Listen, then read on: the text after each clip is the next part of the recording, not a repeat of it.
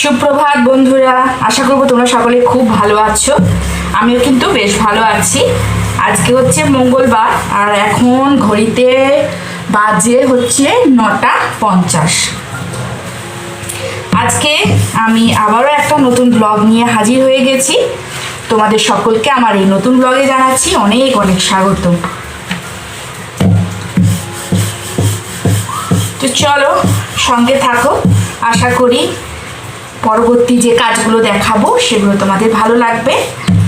আর এখন বাইরে বৃষ্টি পড়ছে, কিন্তু এরম বৃষ্টি তো আমরা চাইনি। আমরা চেয়েছিলাম বেশ ভালো একদম ঝমঝম করে বৃষ্টি হবে, কিন্তু এরম ঝিরঝির করে বৃষ্টি পড়ে আর প্রচণ্ড পরিমাণে গরম লাগে। সারাদিনের সমস্ত কাজকর্ম তো এর জন্যে ব্যাহত হয় আর কোনো কাজেই লাগে না শেষ পর্যন্ত বৃষ্টিটা। সকাল থেকে ছেলেমেয়েরা স্কুল যাবে করে নাচলো এতক্ষণ ধরে, আর বৃষ্টি দেখে এখন বলছে স্কুল যাব না। আবার একটু পরেই দেখবো বৃষ্টিটা থেমে গেছে। এরমই বৃষ্টি সব কাজ পণ্ড করে দিচ্ছে, কিন্তু কাজের কাজ কিচ্ছু হচ্ছে না। আর এখন টিফিন তৈরি করছি, রুটি। ছেলেমেয়েরা স্কুল যাবে বলে সকাল সকাল দেখো ভাত করে নিয়েছি, দেখতে পাচ্ছ ভাতের হাঁড়ি উপর দেওয়া রয়েছে, আর একটা ডিম সেদ্ধ দিয়ে রেখেছিলাম, এই দেখো, ঠিক আছে। আর আলু সিদ্ধ দিয়েছিলাম, ভেবেছিলাম ডিম সেদ্ধ আলু সিদ্ধ দিয়ে মেখে ওদেরকে খাইয়ে দেবো, দিয়ে ওরা স্কুল চলে যাবে। কিন্তু এই তো বৃষ্টির অবস্থা, এই বৃষ্টি দেখে আর যাব না। এরপরে আমাদের টিফিন করার পালা, দেখি রুটি করছি। আর এই এখন তো আমের সময়, আম তো থাকবেই মানে টিফিনে, আম রয়েছে আর রুটি, এই দিয়ে আজকে আমাদের টিফিনটা সারবো। আর ছেলে এখন বায়না ভাত খাবো না, আমাকে ম্যাগি করে দাও। আবার মেয়ের বায়না মেয়ে ভাত খাবে। চলো দেখি কাকে কি দিয়ে সন্তুষ্ট করতে পারি। কাউকে তো কোনো কিছু দিয়ে সন্তুষ্ট করা খুব মুশকিল।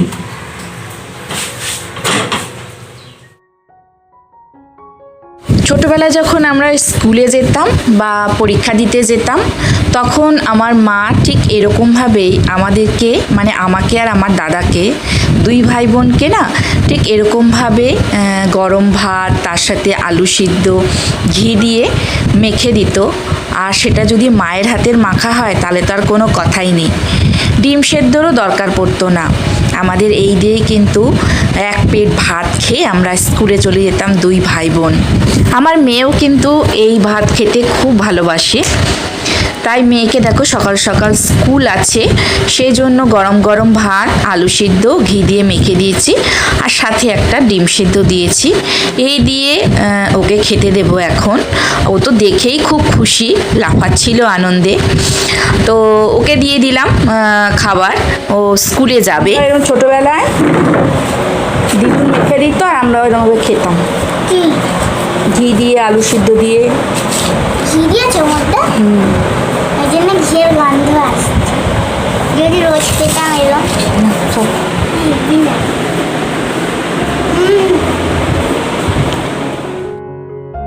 যা বলছিলাম বন্ধুরা তোমাদের, ছোটোবেলায় তো অনেক রকমের স্বপ্ন থাকে, তার মধ্যে এটা একটা তোমাদের সঙ্গে শেয়ার করলাম। এরপরেও আরও অনেক ছোট্ট ছোট্ট স্বপ্ন কিন্তু প্রত্যেকের মনের মধ্যেই থাকে, সেরকম আমার মনের মধ্যেও কিন্তু ছিল।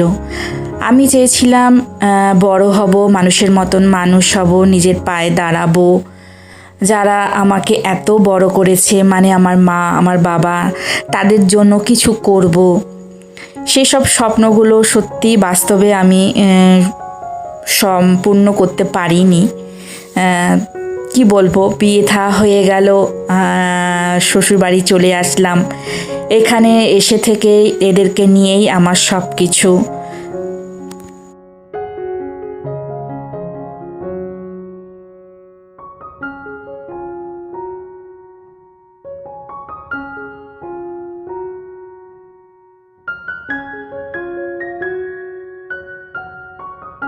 নিজের উপার্জন করা টাকা দিয়ে কিছু করব, এটার একটা আনন্দই আলাদা। এটাই আমি চেয়েছিলাম যে আমিও যদি নিজে কোনো দিন উপার্জন করতে পারি, তাহলে আমি সবার জন্য কিছু না কিছু করব। কিন্তু সেই স্বপ্নটা সফল হলো কোথায় আমার। যাই হোক, প্রথম থেকে অনেক ভারাক্রান্ত কথাবার্তা তোমাদের সঙ্গে বলে ফেললাম। তো চলো এরপরে কাজে একটু ফিরি।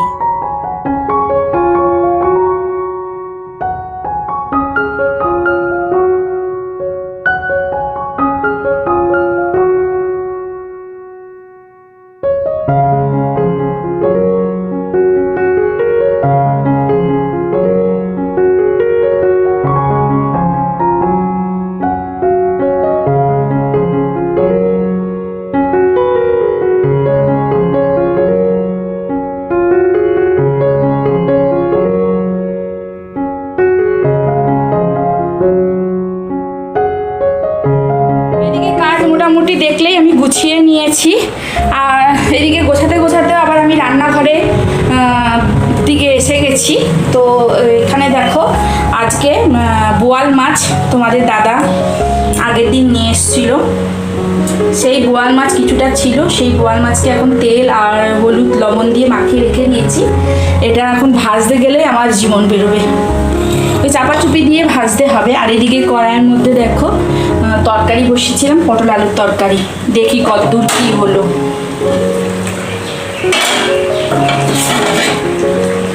তো এটা প্রায় হয়েই গেছে।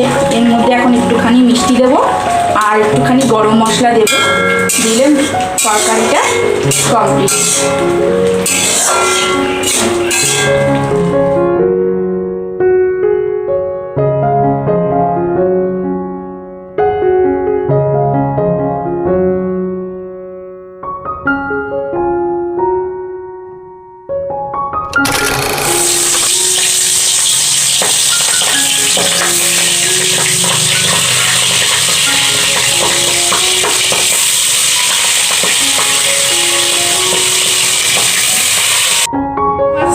বসিয়ে দিয়েছি কড়াইয়ের মধ্যে, তোমরা দেখতে পেলে একটা ঢাল নিয়ে তারপরে বসিয়েছি, নাহলে ওই যে ছিটকে আসে না। এর আগে প্রচুর এরকমভাবে হাত মুখ পুড়ে গেছে।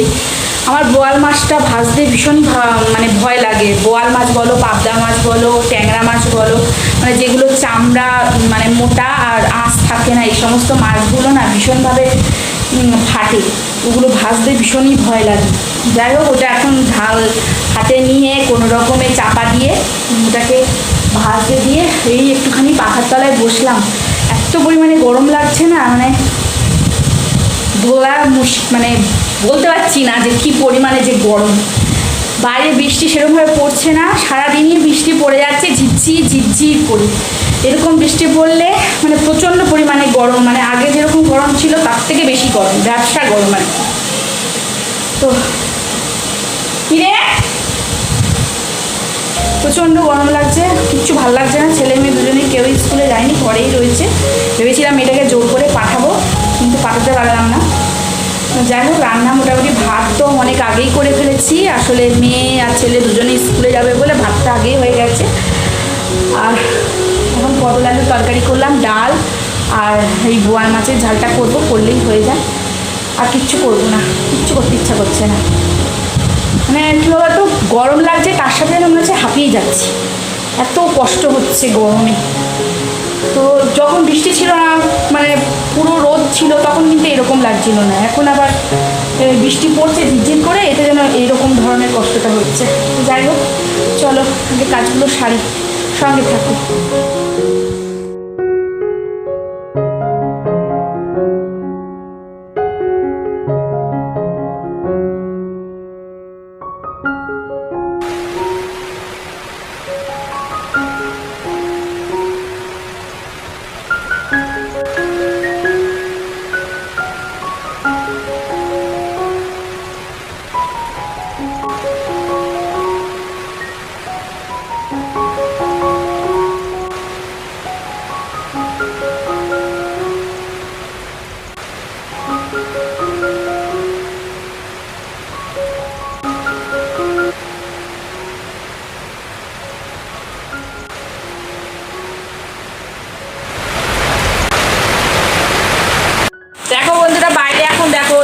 বৃষ্টি হচ্ছে, এই বৃষ্টিটাই আমরা আমরা চাইছিলাম, এতদিন ধরে এরকম বৃষ্টির কোনো দেখা ছিল না।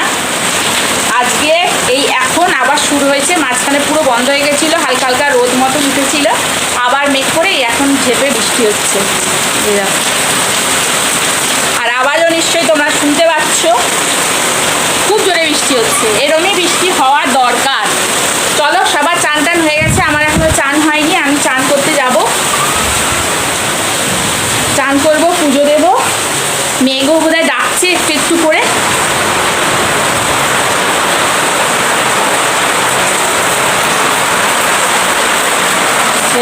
বৃষ্টি হচ্ছে, ঠিক আছে। এই গাছটা থেকে যদি পাতা বেরোয়, জানি না কি হবে। রান্নাটা বন্ধ করে ঝাঁক আসছে।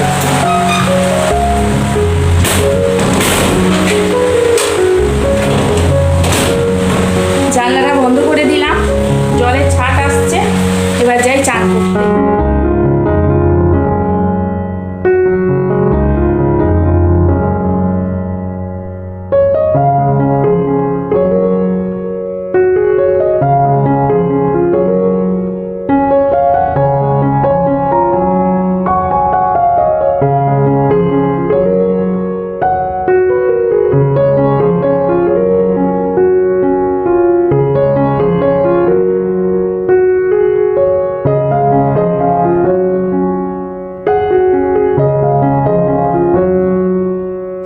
আমাদের ভরসার জায়গা, আমাদের ভক্তির জায়গা, সেটা হচ্ছে আমাদের ঠাকুর ঘর, যেখানে বসে আমরা আমাদের মনের সব দুঃখ সুখ ব্যথা বেদনার কথা বলতে পারি, মনের সব কিছু শেয়ার করতে পারি।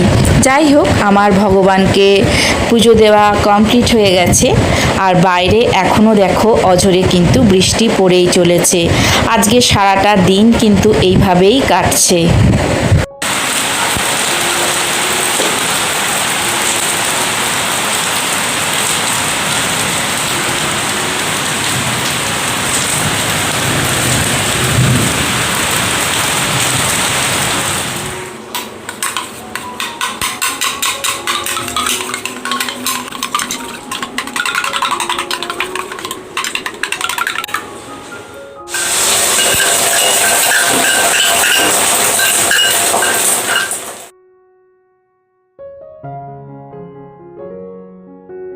আবারও চলে আসলাম রান্নাঘরে ছেলের জন্য করে নিতে একটা অমলেট। তো আজকে ভাবছি দুপুরবেলার লাঞ্চ দিয়েই আমার ভিডিওটা শেষ করব, আর টেনে নিয়ে যাব না।